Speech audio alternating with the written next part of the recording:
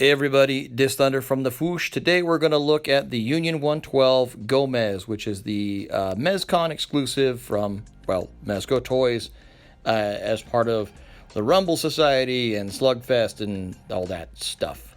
I'm going to try to keep this review somewhat short and sweet because at this point I think I've looked at 5 or 6 or 7 Gomez's, so you kind of know what you're getting into. But I definitely wanted to do some review on this figure because he was so much better than I was expecting. So I guess if you're looking for the short version, there it is. A lot better than I expected. Now, at first pictures when he was revealed, I wasn't super excited about this figure, if I'm being honest. I was kind of thinking, I don't know that I'm really down for a Village People Gomez collection. But in hindsight, I probably am. But not surprisingly, it's the accessories that make the bug in this case. And that means I'd like to start with talking about this awesome die-cast headed sledgehammer he has, his tool belt, his assortment of wrenches and screwdrivers, and his overall outfit, which is extremely nicely put together. So, out of the box, he's got this denim fleece-lined jacket that's removable. He's got his pinstripe work shirt on and a pair of bib overalls, or coveralls, depending on where you're from. And really, it was this outfit that kind of won me over, like I said, just straight out of the box. There's a lot of details on the costuming that seems a little bit innocuous when you first look at it, and then as you get closer, you realize somebody at Mezco must have worked carpentry or construction work at some point in time, because there's a lot of attention to detail paid to things that you wouldn't normally think about. Like the rolled up sleeves and the rolled up cuffs on his pants and the knee pads on his coveralls. And I have to say, his hands, his gloved hands, he's got 14 different hands of obviously expected, pointing hands, middle fingers, etc. But the hands have almost a glove-like tactile feel to them. They're really cool. I'll go into his accessories in a little more detail here and there, but I want to show the back of the work belt. It's made of like this pleathery material. By the way, don't put a screwdriver in the back slot like that. That's a terrible place for a screwdriver if you're doing work. But it does feel like a real work belt. His largest accessory, though, is going to be this welding torch and a regulator gauge that you plug into the boombox to make like an arc welder.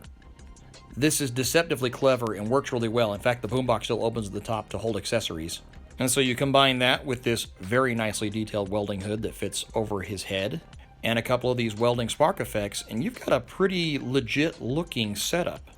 And now that I've got it in hand, I can think of a lot of opportunities and setups where having a welding torch in a display might be kind of cool. For those effects pieces, you actually get 2 and like a sparking effect you can set on the ground. You have the yellow reddish flame you saw, and then the light blue flame here.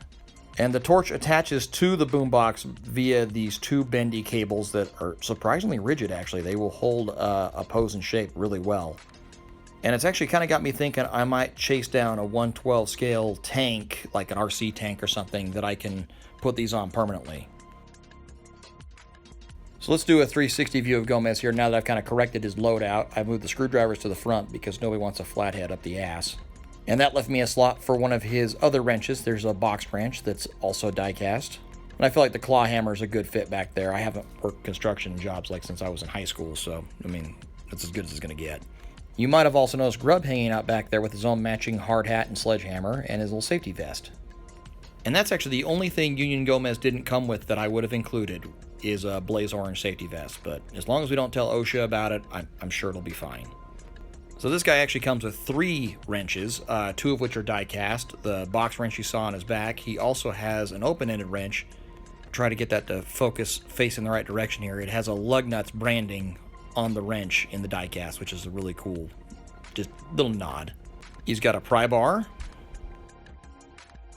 Then he's got one of these great big engineer wrenches that looks like it's been through some stuff.